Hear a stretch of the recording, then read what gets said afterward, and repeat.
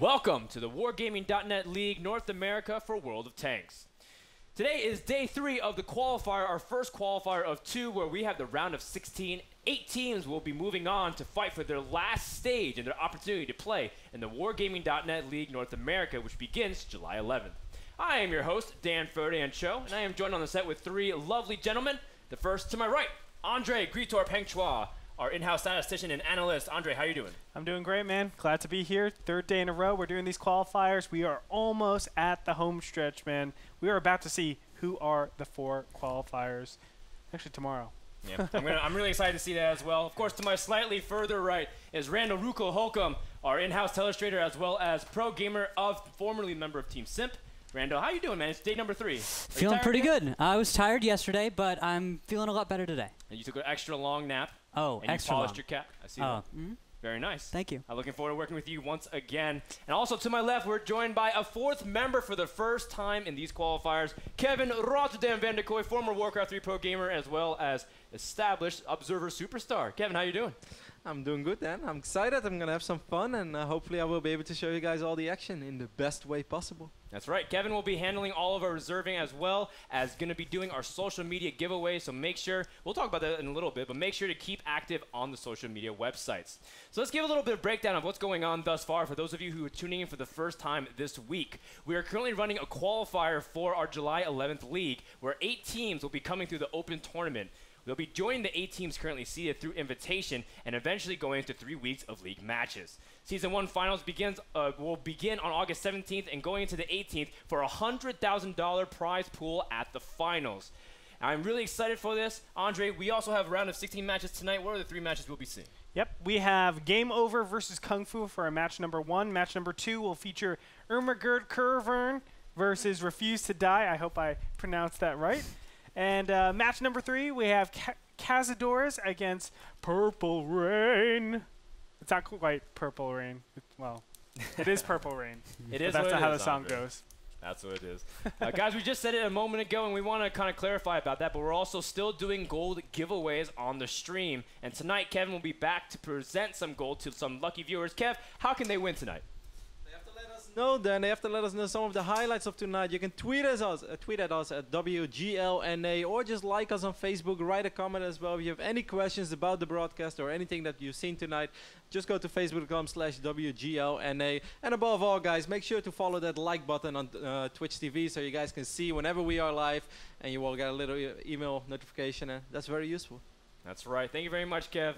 And the last thing we want to do before we go into our first match is talk to you about all the promotions that's going on with Wargaming at the moment and World of Tanks. For the first half of the month, we're on the track to the E100, 30% discount, as well as 30% credit bonus on a few of the tanks, the E100, the E75, and the Tiger II. Also, currently going on is the tanks of the month, the Churchill 1 and the Churchill 7. You get credit bonus just for playing it. Not to mention that this weekend is also D-Day weekend. We are getting lots of cool bonuses on several tanks. You can check out all the information at wargaming.net or worldoftanks.com.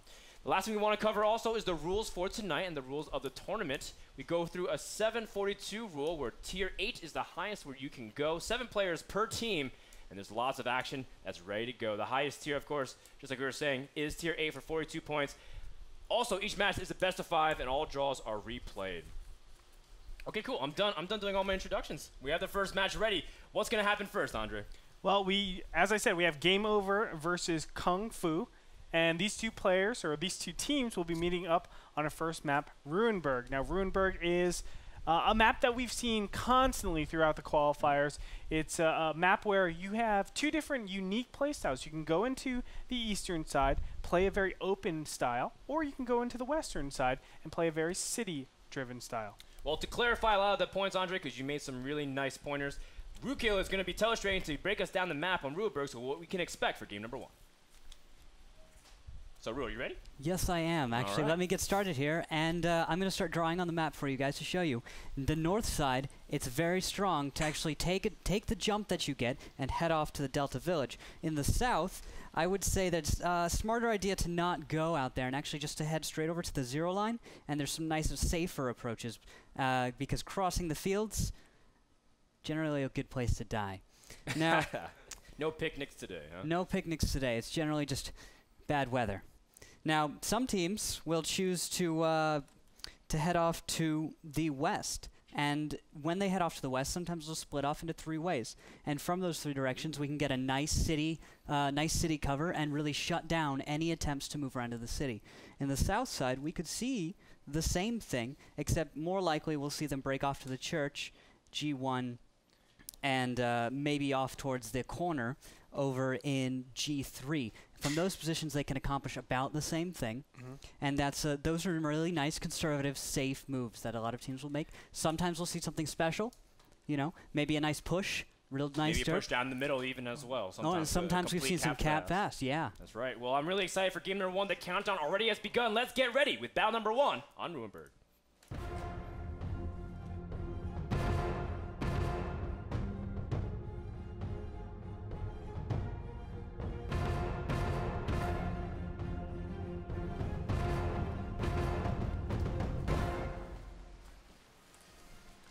All right, right at the beginning here in the south, Kung Fu is heading off towards the east. They've brought no arty with them. We've got 2 T-69s, AMX 5100s, and those are the 2 heavy tanks that we have. They've also filled out their light tanks with T1s. So it looks like they're going to take that nice, safe line out towards K0, and then they'll probably try and do another safe approach. Game Over, on the other hand, is going straight up the middle, and they're looking to take some aggressive stances. Now, this is, I think, especially good against some T1 pokes that like to come out to the middle, but not going to happen this time around. And they're just going to be scouting out. They're slowly going over to the eastern village, taking a T-16, actually 2 T-69s each.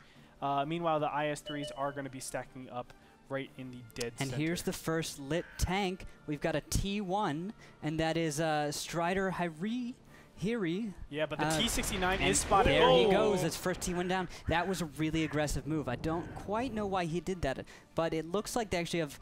That is Gondorfo and his battle buddy there. Shots on He, taking down to almost 65 health there. Well, he ain't laughing now. The T-69 down to just 69 hit points. Has to be really cautious. Don't want to lose that precious autoloader this quick into the game. Yep. Nip, on the other hand, is going to have a nice crossfire. That T-69 is not getting out of there anytime soon. That's right. I mean, there's just so much coverage. From over here on the right-hand side, we have the 3 IS-3s that are just putting them in that position. From the other side, there are 2 T-69s really catching the other flank. So it's hard for that T-69 to really move out of there. We're going to see. At the same time, Lose All Day is taking shots, but I don't think I'm seeing any real connections here. No damage going out on those IS-3s. That's a lot of wasted shells out of 2 autoloaders. Yeah, it's quite unfortunate. It seems Game Over has pretty strong hold over the field, but neither team can really break each other's position for now. Still, though, we have a couple of feelers out into the field. FCHE still trying to scout out, as well as Lord Poopy. Well, that's a very interesting choice of a username. Ping's going down across the center F line. What can really be done here from Game Over? As it could look like they're moving up, but do you agree with this move, Rukil?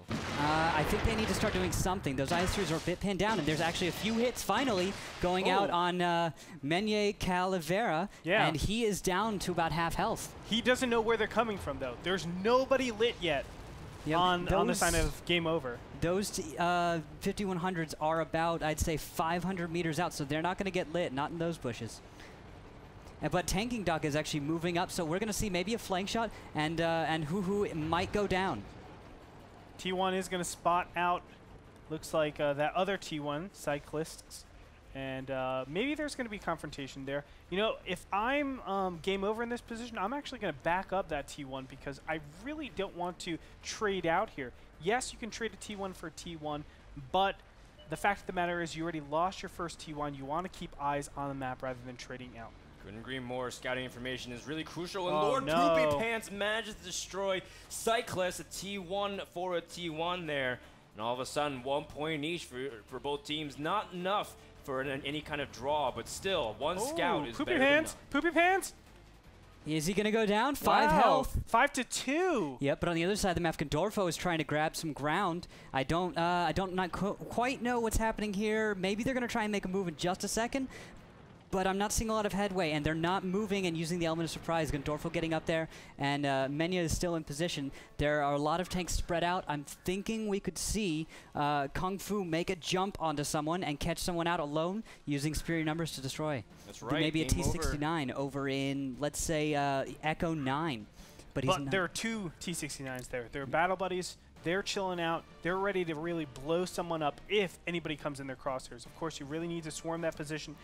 3 IS-3s ready to clamp down those positions, though. So there is good coverage. There is good movement, I think, or positioning, rather, from Game Over to really take advantage of any isolation at this point. So I feel like it's just a waiting game right now. But here's the move. It's beginning. We're seeing Daniel Tang and Terry Loves Shooting Your Bird also following Lose All Day. They're beginning their move onto those 2 T69s.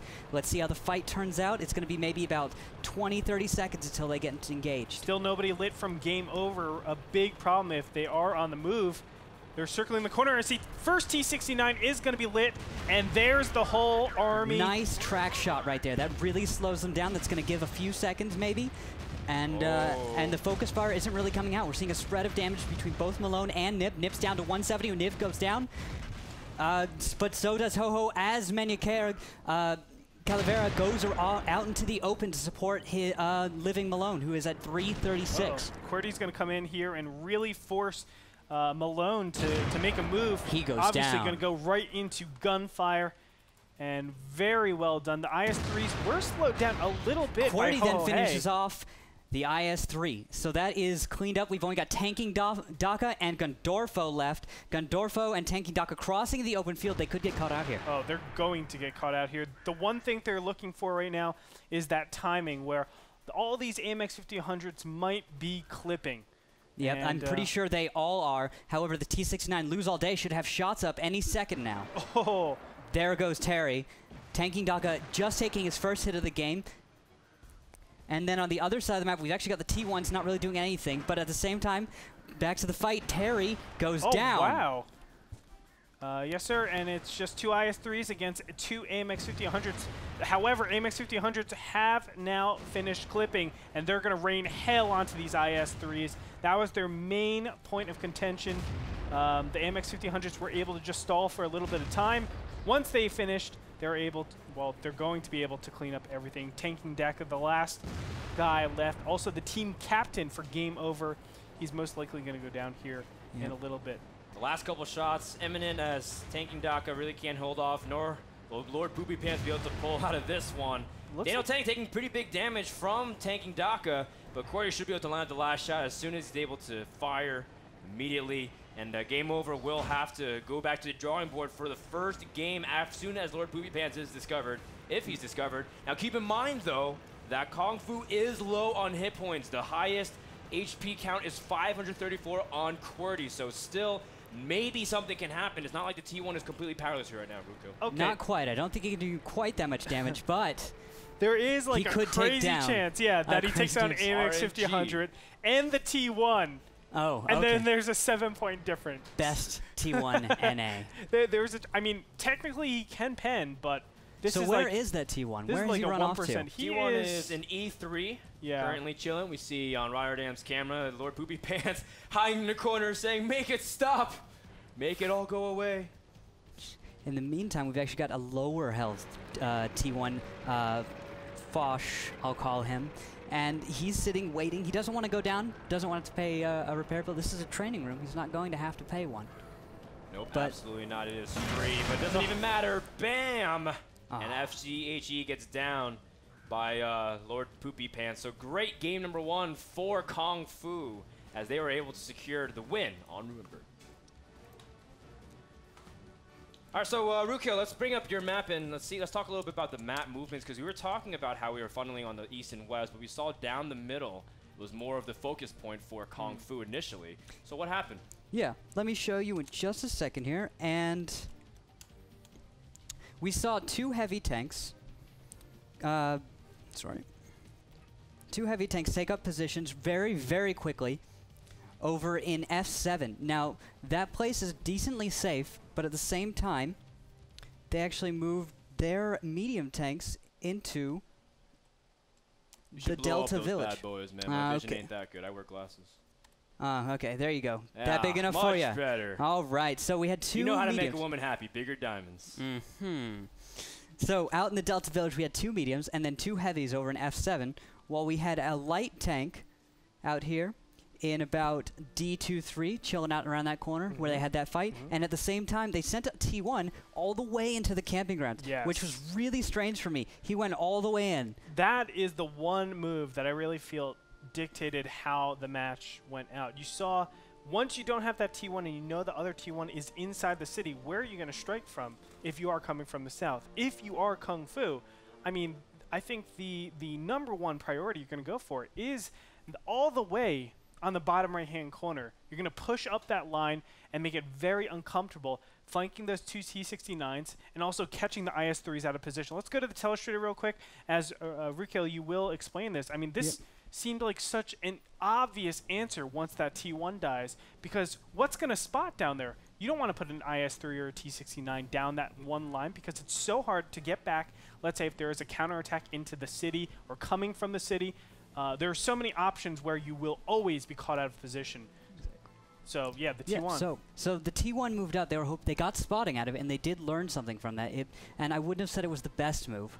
And then they also went and they split those mediums and those heavies. And they could have done some stuff with that, and they did. They actually moved up their heavies, and they tried to begin flanking. Yes. Now, that could have been really well done, but they needed to bring up their mediums so that they could begin flanking the one tank in over here in H8. Right? Yeah, ho ho he. Yeah. Ho ho.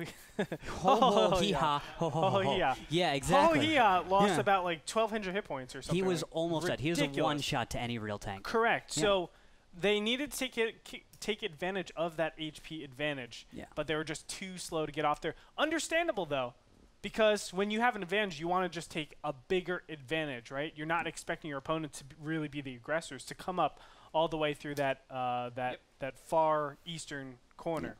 But of course, they got surprised. When Kung Fu actually did notice how out of position all those tanks up, they actually did push up the 0 line, and they booked it in there, and they took 3 tanks on 2, and then it became 4, and they all grouped up there. And once they were there, they then had only 2 IS-3s coming at them from the other side of the map. They were way out of position. And they're going uphill. Yeah, like exactly. It's out just in the open, terrible. uphill. Out in the open, uphill. You're going into a very low HP T-69 that's pushing out all of his shells as fast as possible. It makes you slow down a little bit, gives more time for those AMX 5100s to really do damage, and from there, Kung Fu was able to take the advantage. It was a really nice example of divide and conquer. Yes, sir. Well, a good strategy from Kung Fu allowed them to get the map 1 victory on Ruinberg. What's going to happen on map number 2? We'll find out right after this commercial break. You're watching WGLNA. Welcome back, everyone, to WGLNA. If you're just joining us, you only missed the first battle. We still have lots more to go. This is best of 5 match between Game Over and Kung Fu, or Kung Fu.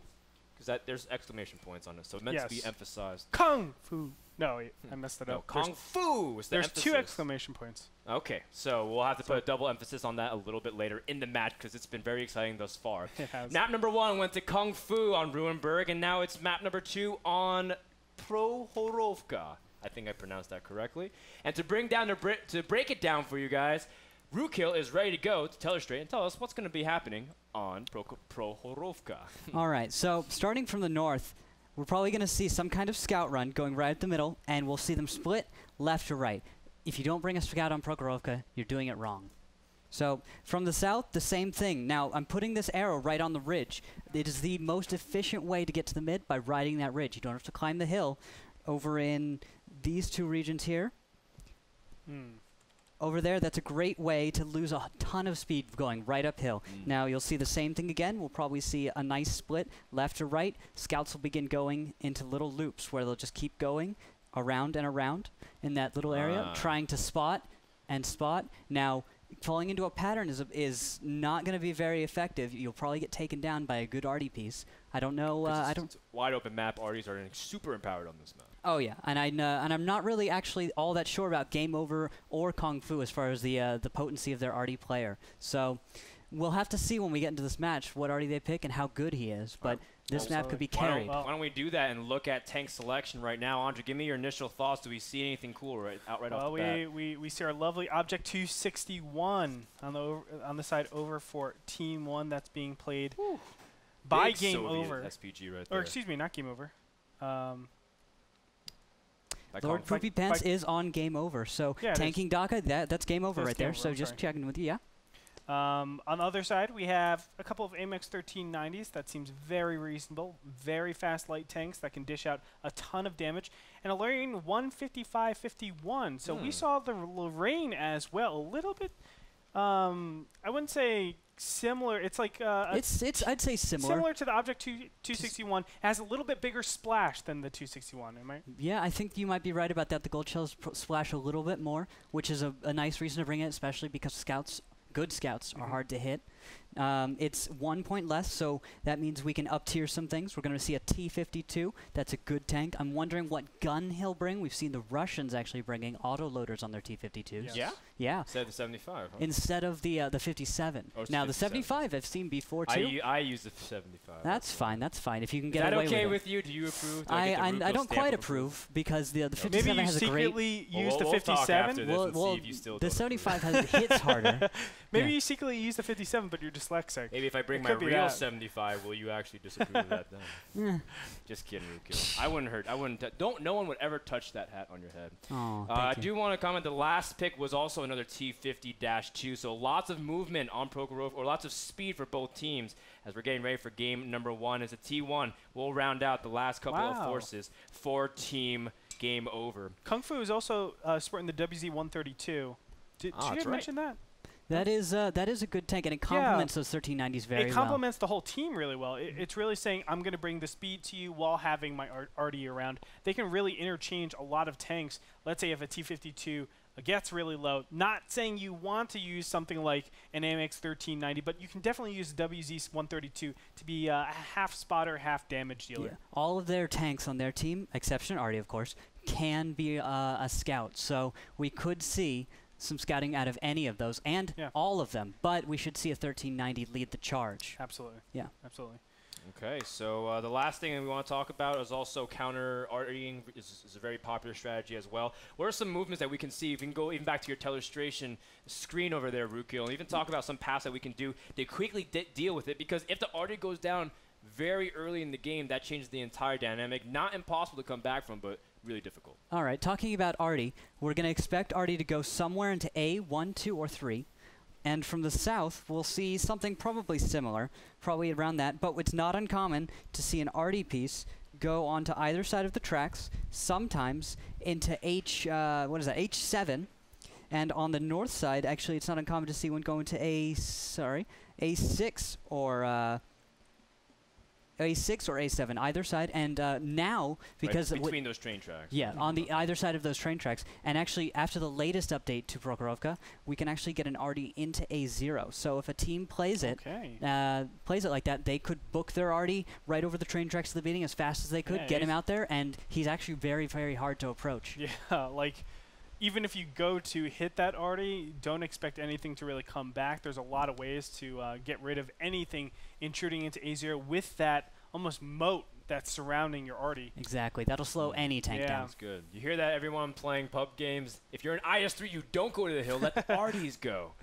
That's what you've been doing wrong. Looks like the game map number 2 is almost set and ready to go. Do you guys have any quick thoughts? Actually, I didn't even ask for your predictions of the match before I started. Apologize for that.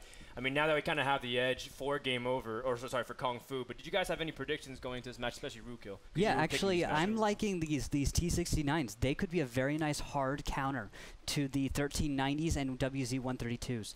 The autoloaders do a good amount of damage, and 3 of them should be enough that if we see a blitz out of the 1390s and WZ, things could go poorly. Yeah, I mean, they still have a good turn radius. They still have a good...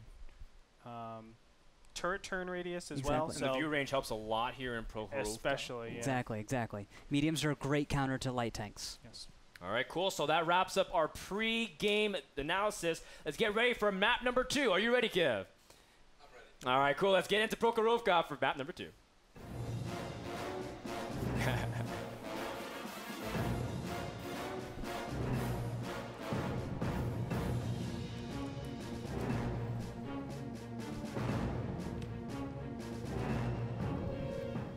All right at the beginning here, we're seeing motion towards the west. Their RDPs, Foch, is going out to along the K line in the west, and he's being protected by the WZ and 1390s as the T-52s do dual scout runs in the middle. So QWERTY here trying to spot out an artillery piece along with his battle buddy Cyclist. They're going to try and make some really nice coverage on the entire map, and we see spotting already. Cyclist trying to escape from T-69s, getting chased down, and he's actually getting, this WZ-132 could take him down.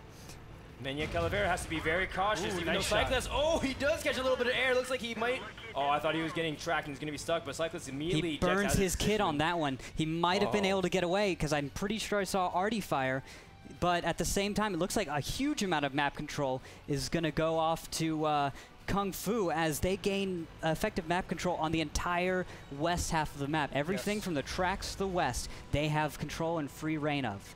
Yep, Game Over just abandoned all of the west and took the east. There's a single T1 all the way on the side. They are going to see the T-52 being played by QWERTY move around to the flag, and this might actually warn them of what they're doing. Now they need a spotter over on the east side a little bit just to see how far they're aggressing up.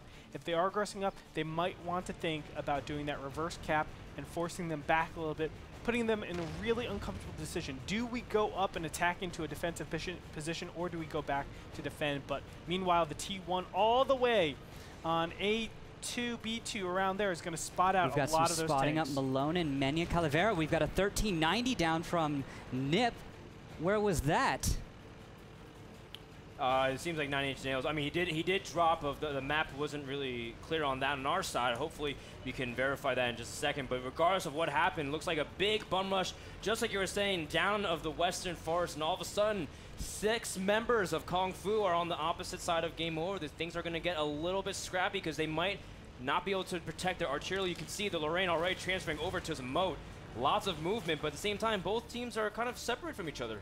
Yeah, they're both taking opposite sides of the map, and it's very hard to aggress over the 3 existing choke points. One in the north, one in the mid, and one down south. So we're just going to see a lot of scout game. I'm going to be following QWERTY for most of the time. I think he's probably the best health scout, so he'll probably take the lead scouting. He's locking his turret a lot here and just watching around for things to happen. And there we go. We've got T-69s going up. They're very spread around the whole map, and Artie's going to try and get shots, but you know, as they move him north, he's going to stop, shoot, and then continue on. Game Over scouting a little bit behind the enemy flag as they're really trying to look for any kind of semblance of the artillery, but no dice as most of the enemies, or the enemies from Kung Fu, are already on the western side, just trying to get position as well. Malone still spotting for Game Over across the tracks over into the eastern part of the map. Still, neither team really want to go open to the field because any kind of momentum could be lost because it's still a draw. Right now, it's only a 7-tier advantage. Strider Hear You, though, is getting a little fire on him. He's definitely lit. He needs to be so careful as he is going to start rotating around and probably heading back. Strider Hear You. Yep, and then Malone is getting lit every time he peeks, but he's not taking any fire yet. And there's a T1 down. That's both T1s for Game Over. They are down for a lot of vision there. They're down to 5 medium and light tanks, and they aren't going to be able to spot quite as well. Seems that Nip is also slowly but surely moving his way up along with Gandorfo over by the tracks. Still, though, Game Over is really spread out, and what we've seen from Kung Fu is that they've been staying more cohesive as a unit, even though they've spread out as well. Right now, it's still going to be really tough for Game Over. And here's the first move. We've got a WZ-132. Menya Calavera actually moving into the south. He's on the other side of the tracks now. He could get cut off and taken down. But we've got T-69 Malone still on the other side of the map. This is the opportunity right now. 1390s, Terry Love shooting along with the T-52s need to jump all over that. Is it really possible to do that? I mean, he is up in incline a little bit. On top of that, there's an arty that you have to be careful of. I know AMX 1390s are very fast, but they have the capacity to really take advantage of Malone. Yeah, this is exactly the time when they need to reposition, go into the south, jump on that tank, and then use that extra time that enemies are going to be getting into position to try and escape, reload, and then re-engage again against T-69s, which are going to have to come out of their cover in order to assist. Now, when that happens, it would be very smart for their Lorraine, Foch, to get shots into the middle of the map and try and hit the supporting T-69s. Their light tanks can handle the WZ-132. All right, so for now, though, tons and tons of stagnation. Yeah, it's going to be very slow. QWERTY isn't being a very aggressive scout. We got a WZ-132. There he is again. Menya is actually very aggressive right now. He's on the other side of the tracks. I would consider him cut off right now. Now, less so in this position, but Artie tanking Daka with a 261 actually finally takes down QWERTY. That's a lot of spotting that's gone. So Cyclist is the only real scout left. His T-52. He hasn't been doing all that much this whole game. He's been in the south the whole time, but we have more tanks trying to come over. Looks like they're going to try and find someone. Maybe we're going to see Ho-Ho Ha-He go down here in just a second.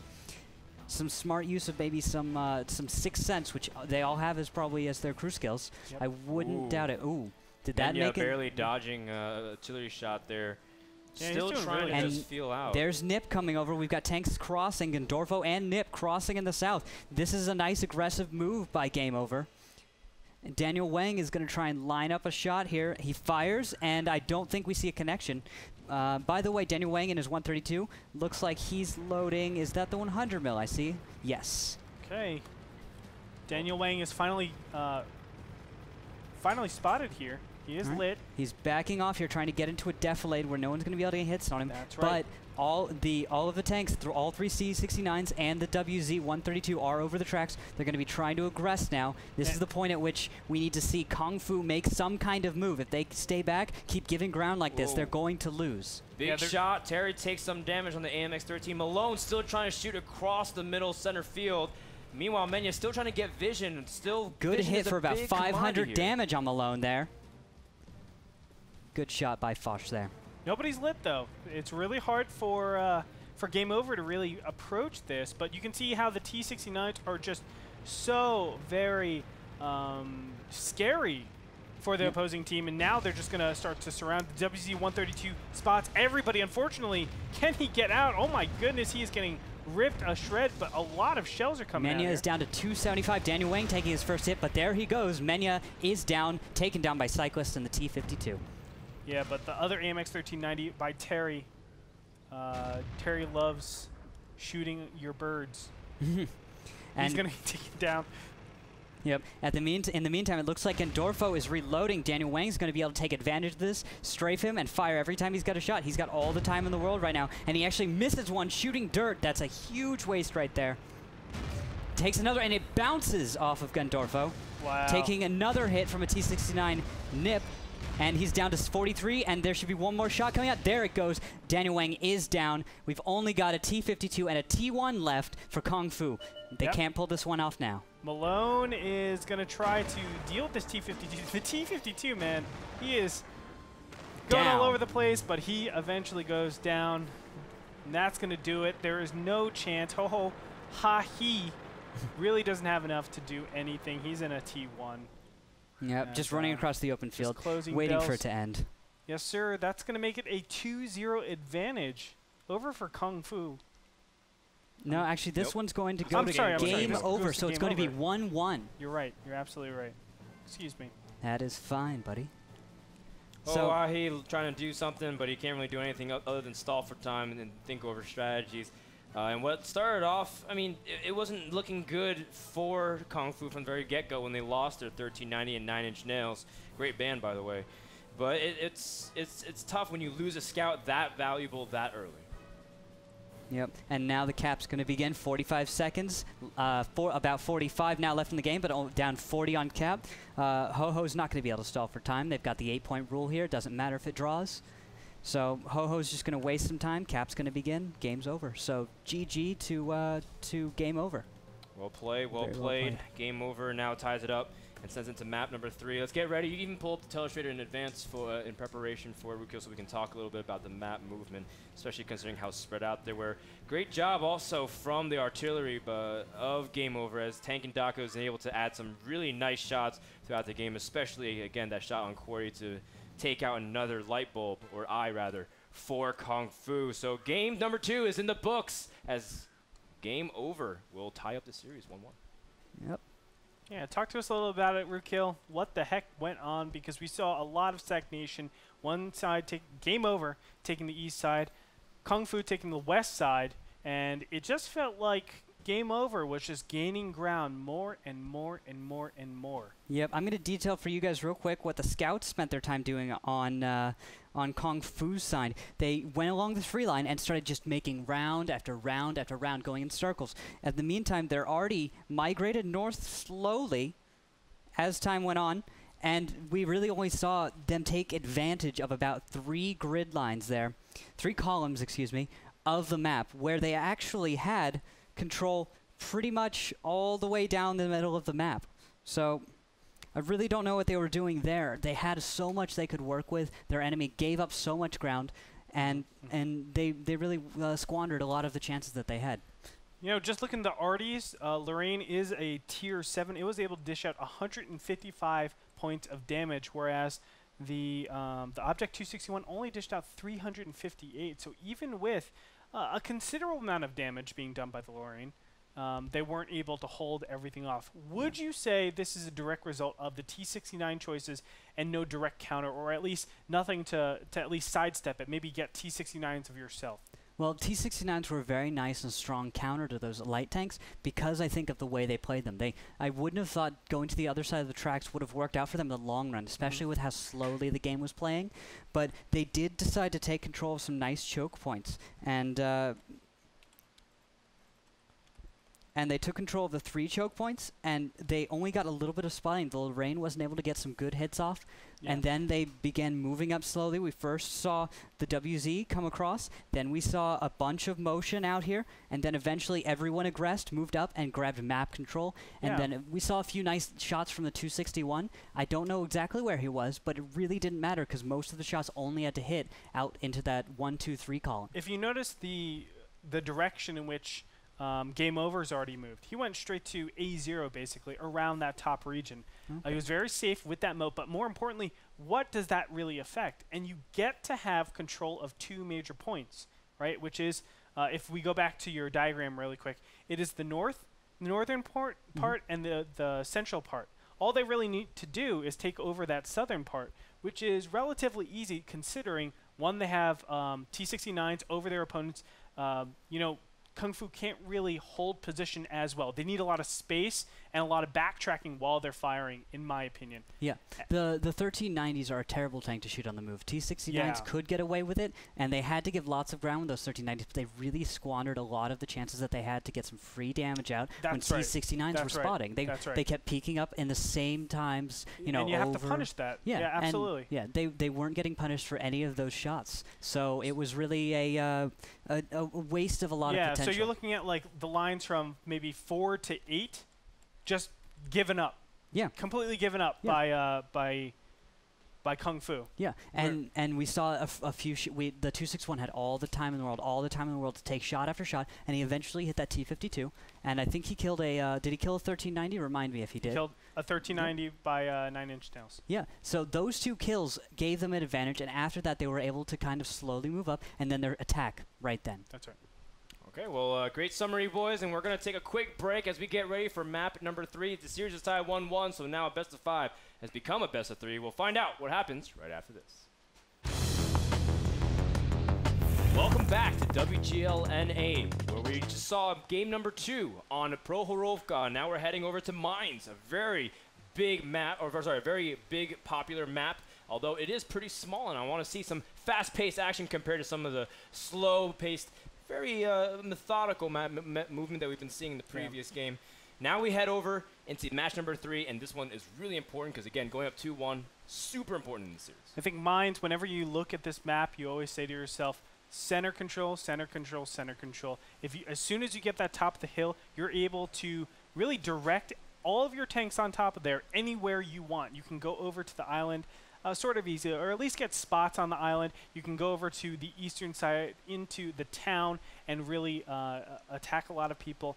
And there's no good place around the center that your opponents can take. So I feel like both these players will be establishing control. But Rookhill, why don't you break it down a little bit? All right, I think this match is going to be all about the hill. I'm pretty sure with the playstyles that we've seen, we're going to see some tanks go to the hill, probably sit up under it, or try to get the jump on it. And we might see a fight right at the start between 2 scouts or between the entire team. Now, that depends a lot on if they bring an artillery piece, which most likely will end up in A1 or down over in K9. So over in those positions where if they bring arty, those are where they're going to be. Sure. They're going to support the hill, try and get shots real early, see if we can take out a light tank, take out, you know, set the tone for the whole match. If we can lose us, if one team loses a scout and the other can keep them alive. Okay, so one question I have is, let's say we don't even have a team that goes for the hill. Yeah. How can they play the match out in a place where they can still win the game? Yeah, well, on mines, as you know, there are about 3 lanes. So we've got the hill, but we also have going towards the lighthouse, and from the south, we say we go towards the island. Those are the 2 positions out there. That's the water side, we call it. And from there, shots from the hill can be a little iffy, and actually coming off of the hill as an attacking from the hill can be difficult, especially if an enemy takes control of the water and puts up a very strong defense there. However, if you go towards the water, you have poor shots towards your own full, at least from if you spawn south, you're going to have a bad time trying to get back to your own base to defend if a fast cap comes. Okay.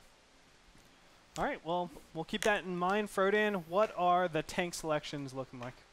The first few tanks have already been chosen. If we can even jump into the screen immediately, you can see a couple of pretty heavy tanks. The KV-5 making an appearance, at least from tanking Dhaka. The Bison is the choice of artillery for FCHE, so Kung Fu will have some SPG support as well. But what do you think about this KV-5 pick? I don't usually see it, especially on a map like Mines. I don't usually see the normal ones, the IS-3s, maybe the AMX 5100s, but what is your opinion, Ruko? Yeah, I would favor a lighter setup, but a KV-5, I'm thinking it might have been a placeholder. I was peeking in here earlier, and it looked like he'd readied that up, but if he first picked a KV-5, it could mean that they're going to go hide right under the hill, sit there, and wait for the enemy to come, then try and push into him. A Bison, even with his heat rounds, is going to probably bounce a few off, especially on a KV-5 with some great armor. So that could be an attempt to render the Bison useless. However, we've still got tanks like the T1s and the T69s. The Bison's still going to have an easy time penning the T69 with his gold rounds. So it could be an aggressive move out of them, but I'm not sure yet. This is a lot of heavies for this map. Yeah, as soon as you go to the KV-5, I really feel like trying to be the first one on top of the hill with all your firepower is not really a big option. The KV-5, it's not like super slow, but it is one of the slower top tier. It is IS-3, by the way. It's not the KV-5. Oh, okay. So Good. That makes a lot more sense. It makes a lot more sense. See, but they're also just why we they're brought messing it up. with us. Mm-hmm. Messing with us. That's kind of the nature of the mind games here in tank selection. For those of you unfamiliar, it's 2 tanks each per team, alternating until all 7 members have been filled out. I do want to ask you one thing too, because what side do you like to play on personally? I definitely favor the north. I've always liked going from the north. I feel like there's a jump on the hill if you feel like going to the hill, but also you can go to the water side and there's some nice jumps there. If you're very aggressive, and I'll show you guys on the map here for a second, you can actually go all the way. Screen one more time. Yep. You can actually go all the way from the north here, and excuse me. You can go from the north and get all the way out to the island, and you can actually be already safe in H1. I like to do that when I'm in a scout, and I feel like that puts a lot of pressure on the enemy team to deal with me. Yeah. I have seen teams also take control of the beach to prevent that very reason as well. Exactly. So that's where we can expect to see lots of different strategies on Mines. That's why the players love it, and that's why you guys should love it. Let's go into map number 3 on Mines.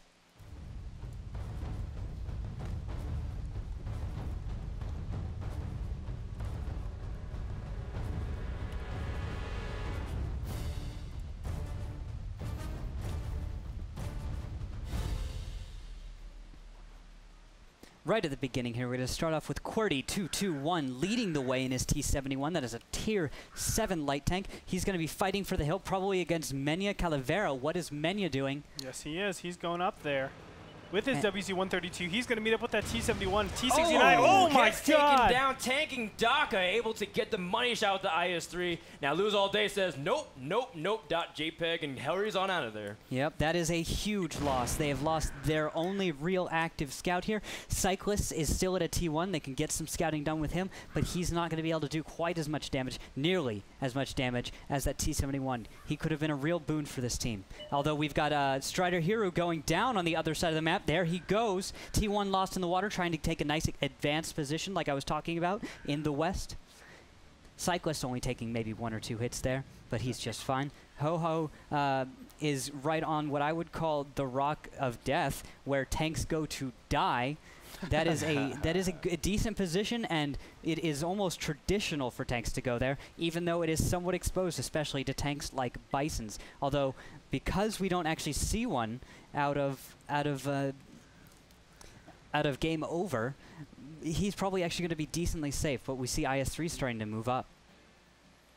That's right, and they know Ho-Ho-Ha-He is behind that rock, along with another on the farther rock over there. So 2 tanks are definitely committed over here. That's going to give them time, game over time, to rearrange how they're structuring their approach to that center control. And you can see 2 C-69s rounding the corner to the east side, and they're going to go for the flank. And what a great part about this, having that center control. And there's Tanking Daka taking a hit from the Bison. Foch, he's doing a pretty decent job today as an Artie. I mean, not perfect. I mean, the round on Prokhorovka, he could have probably done a lot better, but this time he gets a nice hit on one of those IS-3s. My mouse just went crazy. Sorry about that, guys. Ah, that's all right. I went spinny. Well, Menya is trying to take shots. Ho-Ho misses one. Menya's actually going to have all the time in the world to line one up, and there it goes, penning nice Ho-Ho, poke. and the IS-3s are moving in. Tanking Daka trying to move in for a shot. Ho-Ho-Ha, he takes another shot. Gandorf aiming at Terry. Terry takes a big shot from behind. The T-69's getting a good flank, and here comes Kung Fu trying to press the hill. Tanking Daka still down to just 300 health. Gandorf trying to provide support, but it's not enough as Lose All Day is able to finish it off. Not without consequences, though, because Terry is also taking out a trade 1-for-1 in terms of Tier 8 tanks. Yep, and now a lot of tanks are going to be reloading, and T-69's coming around the hill here. What are they doing?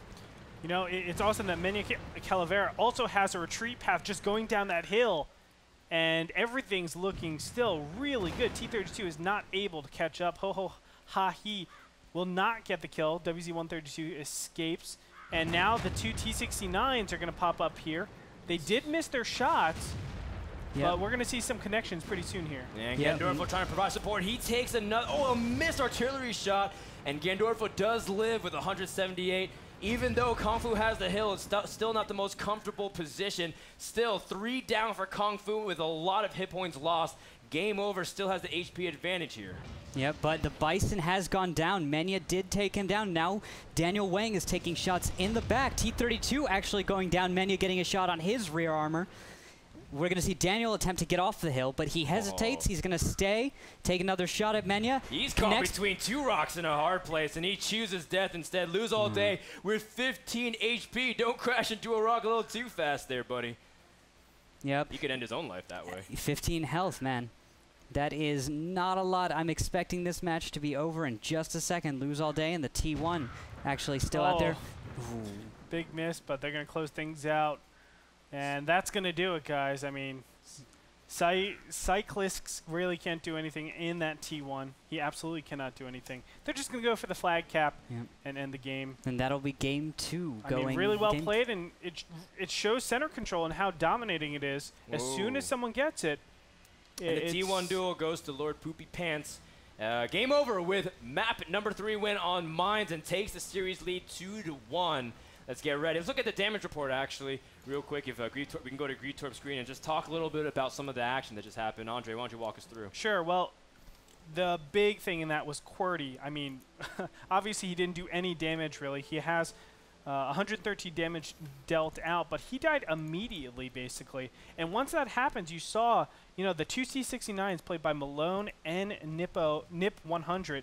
Look at how much damage they have. It's not like super, super high, but it's a good amount, 1,100 and 1,400. They're able to flank around and really get their opponents in a terrible position. But Mania Calavera played a fantastic game, not only dealing out 2,100 damage, but on top of that, staying alive at the most critical point. I mean, when you are being flanked and outnumbered, he has the perfect retreat path. He has the perfect route to take, so he's alive and well, and he's just going to join up with his friends. He lived the whole damn game. He started off by doing a very good job charging the hill, getting the spot on, so the immediate shot on Cordy could go off. Yeah. Which again, poor Cordy, man, he seems to be the victim of a lot of far distance shots.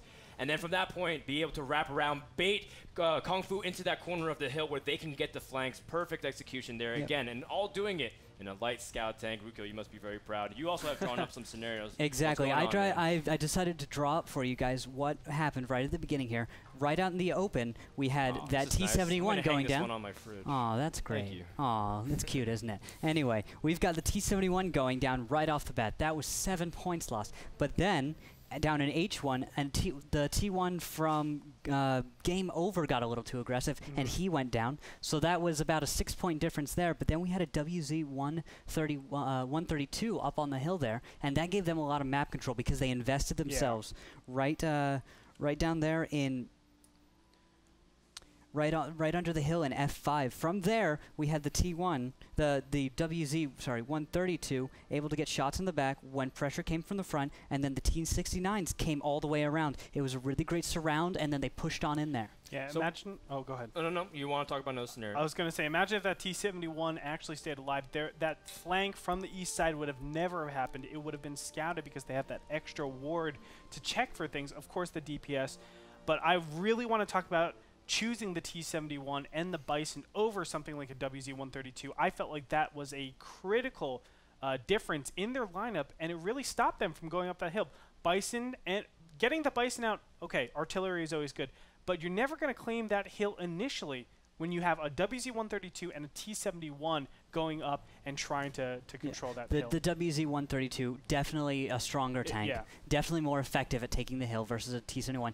And actually, Game Over did a very good job right at the beginning of, you saw them hang back over in, where was that? That was like C3 under the hill. There's a great shot right on up there. I'll detail that for you guys here. All the way up into the hill. You have a nice clean shot right through a small gap in those hills, and you can get up those shots, and they made them connect. And that's what killed the T-71. They were very prepared for that, and Kung Fu wasn't quite as prepared to make that kind of shot to counter the scout. Now, they don't have the advantage of making those cool shots because they have to move all the way up to under the hill in order to get those shots, whereas their enemy could hang back at cap to do that same thing. So, and you know that T-71, I mean, it has such little routes, right? Like normally you want to have that circle in there. You want to have that rotation where you can turn and get around and retreat if you need to. But really that doesn't exist when that WZ-132 is doing that same exact run. They're pushing up, turning left or right, depending on what team you are, into that hill. And then the T-71's like, well, this doesn't look good. Yeah, the T-71 would have had to fight him. He could have gotten some good damage in there before he died, but he would have lost very, very quickly. I really feel like Game Over outdrafted. I think they did pick superiorly. Yeah, and the way they played, they predicted the way their enemy was going to move. They took out a scout early, got some early lead, and then they were able to just push it on in. Yeah, very clean. Yeah. That's right. It's the round of 16, so that kind of composition won't fly, especially not here and not even in the WGLNA League. You're watching the qualifiers. We'll be back with battle number 4 right after this break. This is WGLNA.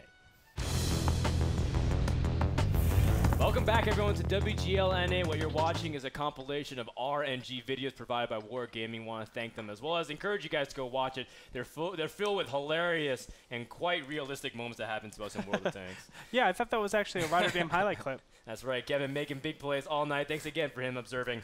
Map number 4 rather, is going to take place on Angst. The map's already loaded, so let's get ready to go into Battle 4.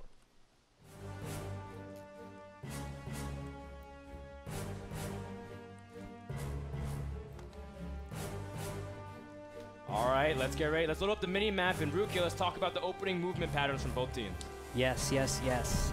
the opening moves. We've got a nice move here from Kung Fu taking a nice conservative position, spotting a few tanks out. We're going to maybe see a trade of a little damage here, but it's just getting into position now, trying to figure out who's doing what. We've got T1s going off into the east here.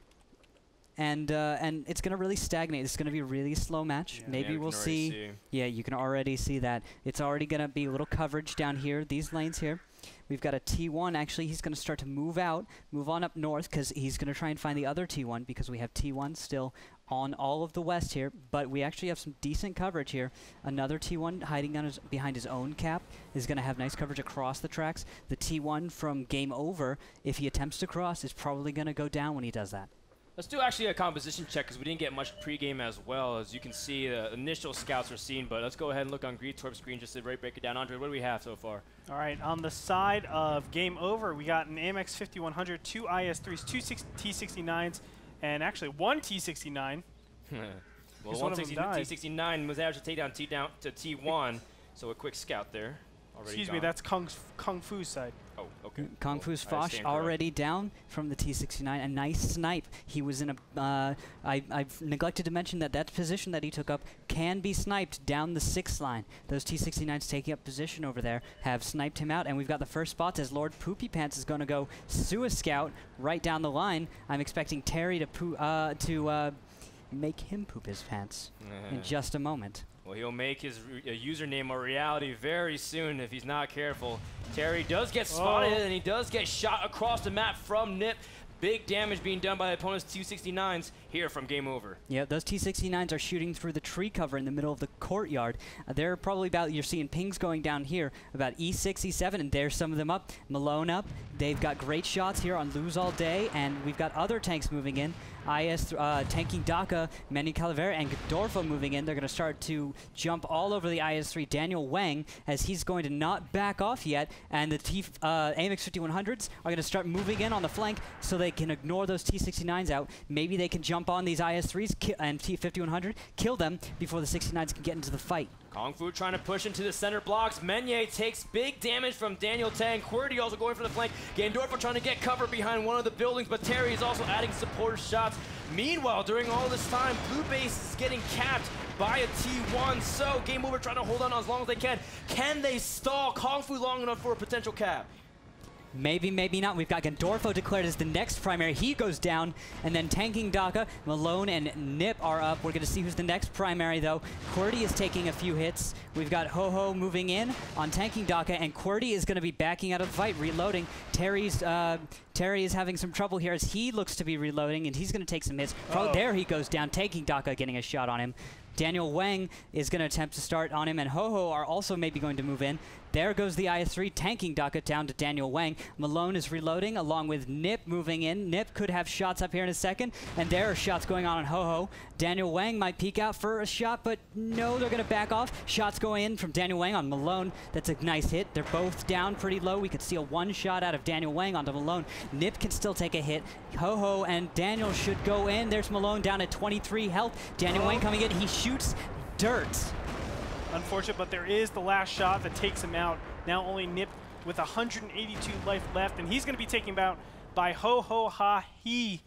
That's going to do it. There's only a single T1 Strider, hear you, but he is not going to be able to do anything, of course. Poor Strider, he's been trying to cap all game long, but great job from Cyclics to continue to get the resets. It's gotten to 30% to 50% multiple occasions, but to no avail as Game Over will drop map number 4, which brings us to game number 5. Congratulations, Kung Fu. You're not there just yet, but you're still alive in the single elimination qualifier. Yeah. Well played. That was a really well played match. Both teams got nice and aggressive, and it created a really good fight, but Kung Fu reacted very well, pushed in, tried to focus down some tanks while the T-69s were out of position, and that really helped them to get that fight together. Yeah, you saw Kung Fu really trying to...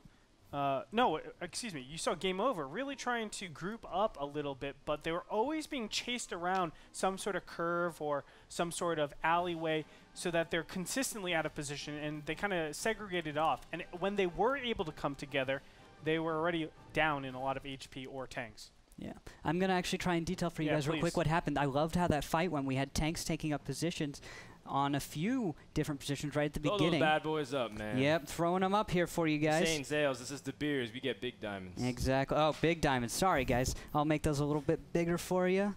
Let's see. How's that for size? Yes. Yes. All right. So some nice positions there. That's a normal spread you'll see on Ensk from some heavy tanks. And then in the south, we actually had some heavies right before the fight come right over here. But then we had mediums actually out on the flank. Now, we see how these guys are panned out. It was T1s for both sides. I'm going to ignore those for now.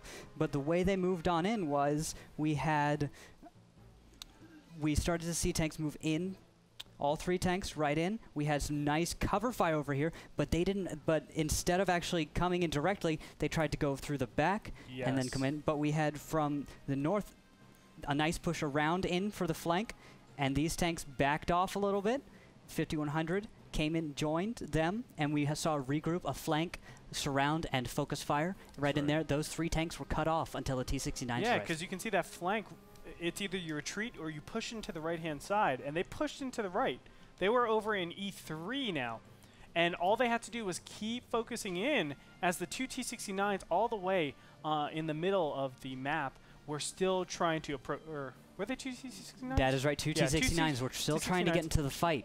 We're still trying to get into the fight, but they were still isolated. They could have grouped if they retreated back, but it's just those split-second decisions where you have to make them, you have to be decisive with it, and unfortunately, you know, Game Over wasn't able to make the right choice. Indeed, those 2 C-69s could have gotten into position faster. That could have been an entirely different game. All right, well, we do have some comments. Kevin, how you doing there? How's the observing coming along? Having fun? Actually having a lot of fun, Dan. What's better than a really close match? We haven't seen too many of those yet in the qualifier. Often we see that one team is clearly quite a bit better than the other one. But these teams seem very evenly matched. I'm really having a lot of fun. And I'm also curious to see who's going to come out on top. That's what I'm actually most curious about.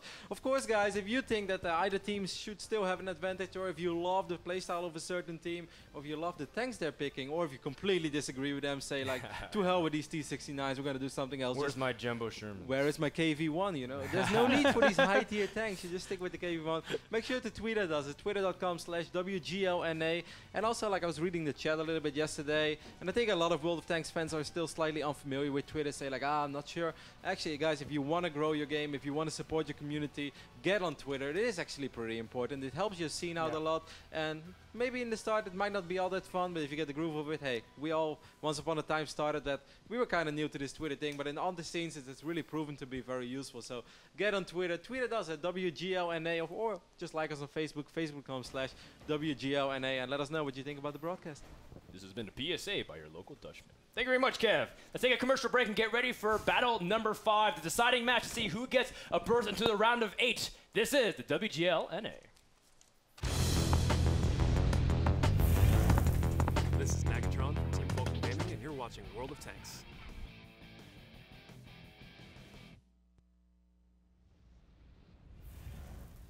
What is up? Welcome back, everybody, to WGLNA. If you're tuning in right now, you just missed 4 matches, but you're in time for the 5th one. I'm so excited I can't even contain my words, Andre, because this is a best of 5, and it's game number 5. And what happened yesterday was 3-0, 3-0, 3-0, 3-0, and now we finally have a contested series. We're going to steps. What is your opinion on it so far? Okay, I'm going to give my prediction right now. I really, really like Game Over's play, and I'm just going to go. It's really, really close, but I feel like Game Over is going to take it 3-2 here. Okay, and can you give me an explanation why? I just like how they've been playing overall. I think a lot of ideas they could just slightly tweak. Like last game, they could have slightly tweaked it to be a little bit rather than hurting themselves. Hurting themselves and losing the game, they could have won instead. That's so deep. Ruka, I think you could agree with that. Tweak yourself. Instead of losing, why don't they just Instead win? of losing, you can just win. That's why, like, I was playing a tank destroyer the other day, and I said, Ben, if you want to be a good tank destroyer, just don't get hit. And then you can do a lot of damage, and then be really good at the game. I know, that is exactly the right mentality. That's all these guys have to do. Gotta be positive. Gotta stay positive. Can't get into those negative mentalities. You're just going to throw the games away at that point. Exactly. Yeah. All right, Rue, why don't you walk us through steps a little bit? We actually have a steps map this time around for you. We don't have it actually. I couldn't get it up in time. Sorry, man. That's perfectly fine, Ru. But let's talk. I want to ask your opinion on steps because we've seen different kind of styles of play. People trying to hug the zero corner in the bottom right a little bit, try playing a little bit more into the field or even over into the valley. But some people even we had a couple teams yesterday also going over into the western part of the rocks area and try to prioritize flanking that way. What's your opinion on steps? Well, steps is a very nice open map, and you can do a lot with scouting and artillery in this map, and most teams probably won't bring heavies. So we're going to see lights, a lot of scout play, a lot of counter scout play, already trying to hit those scouts. Once the first scout goes down, whoever takes that scout down, their team is probably going to push, aggress, trying to take more map control, try and get a flank in there. T1s are important because if they go down, you lose most of a flank, you lose vision, and then you can get a good light tank into the backfield and do some real damage, mess with people, and create a nice distraction, really finish up the game there. One thing I really noticed about this, throughout the qualifiers, we've seen flanks. Unlike other maps, these flanks are very fast. Yeah. Like, all it takes is literally 10 seconds, and boom, everything's done, right? You have a gigantic advantage. Whereas other maps, like city maps, you can kind of, okay, deal with the flank. Yeah, you're 1 versus 3 or 1 versus 2, but you can slow it down a little bit. You don't have to, really worry about them aggressing up so fast. This is a map where if you're out of position, you're going to get punished really fast. Yeah, there's not enough really hard terrain to keep Artie from being able to get shots where they want to. If a good Artie player knows what's up, he can put his shots wherever he wants. He just has to move to the right position. Those shots are going to happen. City maps can't do that. Out in these open maps, I mean, Artie is king, and those lights, they're everything. So positioning is important. Not getting caught out in the open, very, very important. Camo, also one of the most important. The skill. The camo net, really binoculars, all those are really important. Correct. Exactly. Really obvious things. We're not going to really see a lot of IS-3s. We're not going to see any super heavy tanks. We're probably going to stick around the AMX. Well, to an extent, AMX 1390s. We're going to see T-69s, those lighter, faster, more agile tanks that can get around and really pack the punch. Exactly. We're actually already seeing a few picks out right now. We've got 2 T-69s, a T-52, and 2 T-1s over on Game Over side, and then on Kung Fu, we have a T1 and a 1390 picked. So that is already what you were saying, really light loadouts here, fast tanks moving very well. I'm actually a bit confused to see 2 T1s. I think one of those might be a placeholder. Tanking Daka actually might be a placeholder in a T52. So I'm going to say for now, Tanking Daka probably hasn't chosen his tank. And in the meantime, let's see.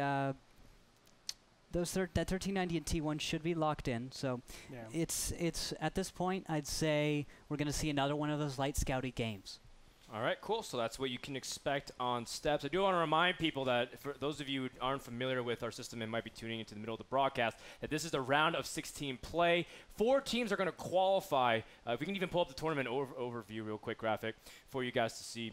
8 teams are going to qualify overall, but this is only the first qualifier. So if you're watching this broadcast, in 2 weeks, we're going to have qualifier number 2. You can sign up. All you need is a team of 7. Technically, if you have a team of 6, you can even play as well. That's the 742 rule. You can play with a couple points down, but keep in mind it's a little bit tougher, although we've seen some funnier things. I think one team beat another team with 4 people, but they didn't have enough, so we didn't count that game.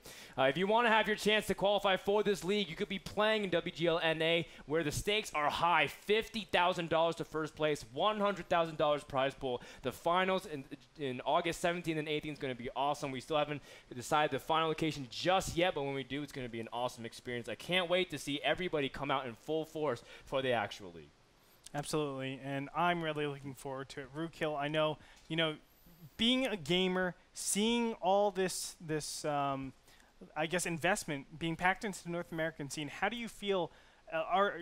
Do you think it's a sustainable model going into the future for the North American region? Are they stepping up to the plate? I think a lot of teams, the top teams, at least the top 8, are all stepping up. They're all practicing. They're all making sure they're ready, especially the top 2 teams. We got Fulcrum Gaming and we have Simp. Both of those teams I know have been practicing all of the time. They waste hundreds and thousands of credits in training rooms every evening, training and training and training. They want to be the best. They want to beat the Russians because the Russians are on top right now. They are the most well-known.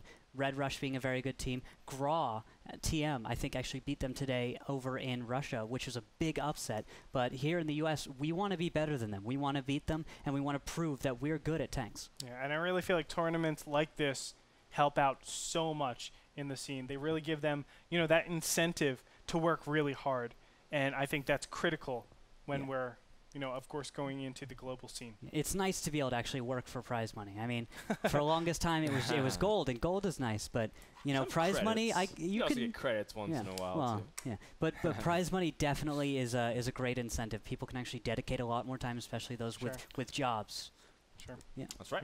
We're gonna have a lot of pro teams, just like we've already mentioned before. Fulcrum. Yesterday, you saw a member from Pub Stars as well. Simp is also a team that's going to be in, a very well-known team for crushing lots. In fact, Simp even upset Fulcrum the other day, a very big deal, especially because Rukio used to be on Simp. So we've got lots of cool pros coming, and we want to encourage you guys, go to WGLNA for all the information regarding our league that's going to happen in a couple of weeks, starting July 11th. Mark it in your calendars.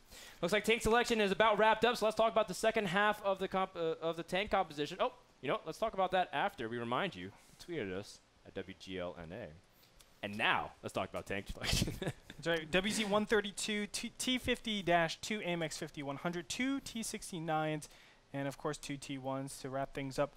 On the side of Game Over, what do we have for Kung Fu? Well, for Kung Fu, we have a WZ-132, T52 driven by QWERTY, going to be the main scout, and Cyclist following up being his secondary scout, another T52, two 1390s, and a Lorraine 15550. I think I remember seeing this lineup. What was that on? That was Prokhorovka. They ran the exact same lineup. We're going to see it again, see if it works. Last time it didn't.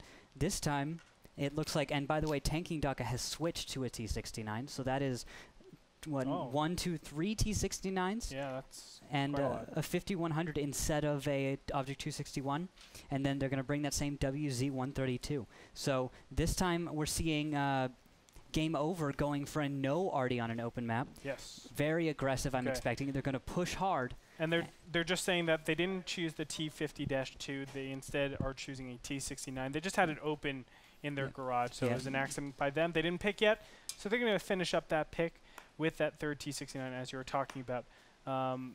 Obviously, it's really featuring two dynamic, different styles for each team. We have the very stagnant, or they want stagnant position type of style coming out from Kung Fu with that Lorraine. Yeah. And on the other side, we don't have any arties at all. So this is the very constant battle of an arty team and a non-arty team. What are we expecting to see on steps? I'm expecting to see the arty team try and play it slow, try and play the delaying game, get early spots out. If someone gets lit, they're going to know they're lit, and they're going to get scared. They're going to find cover. They're going to want to make. Sure. They're going to want to change up their moves so that they don't get hit. And that if they hesitate after getting spotted, especially in the middle of a push, we could see Game Over go down if they can't dedicate to a push. If they can't do that. We're going to go over some key spots when we get into the game, because I think that's the most important thing. Where do they actually want their battles? How do they want to position? Over on the other side, though, Game Over, whenever we have that, we always want them to rush out and take as much position as possible. They want to do it carefully, though. How careful is their push out in the very beginning? Like, how far can they get? Is it going to be right in the center, or can they progress a little bit past the center? Yeah. Well, the best move I think that they can make is probably to find some good bush cover, hunker down, and wait for a scout. Now, they'll need to spread out a bit, but they need to wait for a scout to come in, and I have done this before on steps, set a trap, wait, let him get in close, let him get in closer and closer and closer, bait him in, let the scout come in so you guys are all going to have shots at him, and then just open up on that T52 or 1390, and after that you can get some good map control. So we'll see how it goes. So really just try to get a big advantage in the beginning phase, expecting that scout to enable the Lorraine. Exactly. Okay. All right. So the match has been ready. Thank you, gentlemen, for your pre-match analysis. It's Game 5 winner advances to the round of 8. This is the second to last round of the first qualifier for WGLNA. Let's get into battle number 5 on steps. Yep.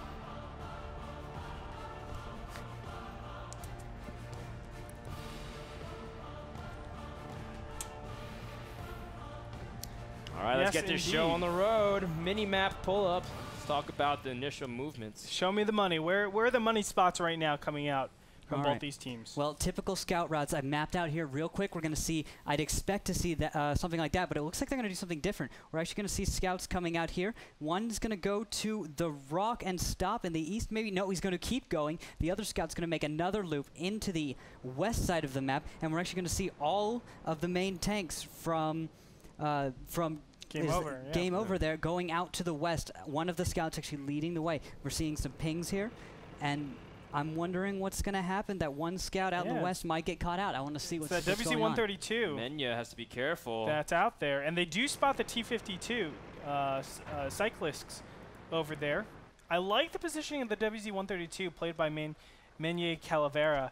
He's gotten right up against the rocks and in a position where he's actually making sure that cyclists cannot get out. He's going to get some takes a shot on damage. Cyclist, but he misses. Cyclist is going to try and run into the backfield here. Oh, wow. They're just going to disregard him.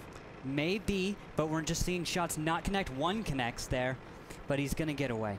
Cyclist does manage to escape, just like you were mentioning. A big western push from Game Over does anchor them by these rocks. He does manage to drop, so one scout down for Kung Fu, and Cyclist already taken half of his life out. A great start for Game Over. And we're actually going to see Cordy take down the T1. RG Colorado isn't connecting any hits, no little bits of free damage there. Cyclist and Cordy are on the enemy cap now. They're going to probably run past. But we're actually seeing the artillery, the Lorraine, moving out to the east, trying to give ground as cap begins. He actually fired off on Menya Calavera. Wasn't able to connect there, and he's going to just aggress up and start to spot. There is a tank up here really, really close. Yep. But what is that happening in the south? T50 taking on. There's the other T1 down. That's a lot of vision lost. And Tanking Daka has returned to base. We've got a nice split. It's the opportunity right now. Kung Fu needs to group up and jump on one of those two groups. And at the same time, you see Game Over still advancing closer to the flag. Both teams sort of switching positions. Daniel Tang is spotted, and Menya trying to get into a good position. In the clash of WZ-132, Menya does have the HP advantage. Blue base is already getting their base captured, and the clock's already started ticking. Daniel Wang's going to spot the cap here, back off, but Menya and Daniel Wang are probably going to have to fight it out here. I do want to mention real quick that Malone was armor racked, so he's going to have really slow reload time. Excuse me. Yes, thank you.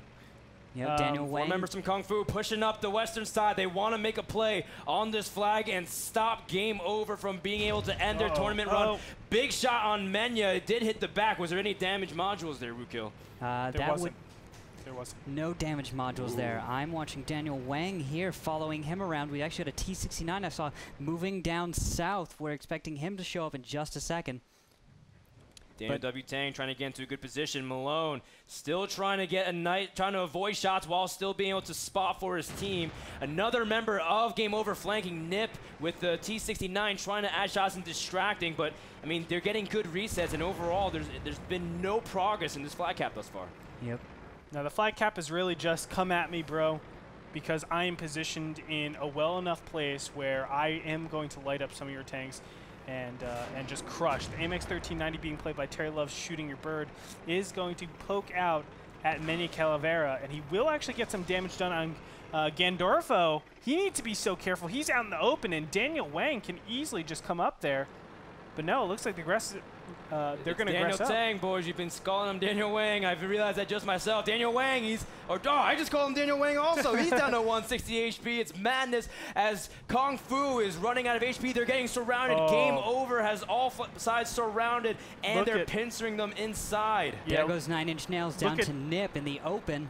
Cordy is trying to run through, maybe Clown Car, a few tanks here, distract them so his allies can get some good shots here. But he's abandoning his own team. Daniel Tang does manage to get a shot. FCHE finishes off, but what does that really matter? Tanking Daka also starting to work on the Lorraine. The artillery is down. Kung Fu does retaliate with a shot on Gandorfo, but overall they are losing way too many members. 3 up for Game Over with only Terry remaining for Kung Fu. The tournament life is on the line. Terry trying to do this best jukes ever, but this won't even be a miracle on the plains. Terry's going to lose the remaining HP, and Game Over takes the battle, takes the series 3-2, and advances to tomorrow for a round of 8 chance to get a spot in WGLNA. Game Over did a really good job there. I mean, they didn't have an arty, but they still played it very aggressively, you saw. and they really didn't slow down. They didn't get caught up, and even when it did start to slow down, they made a good job of getting the momentum back and taking back control of the whole map.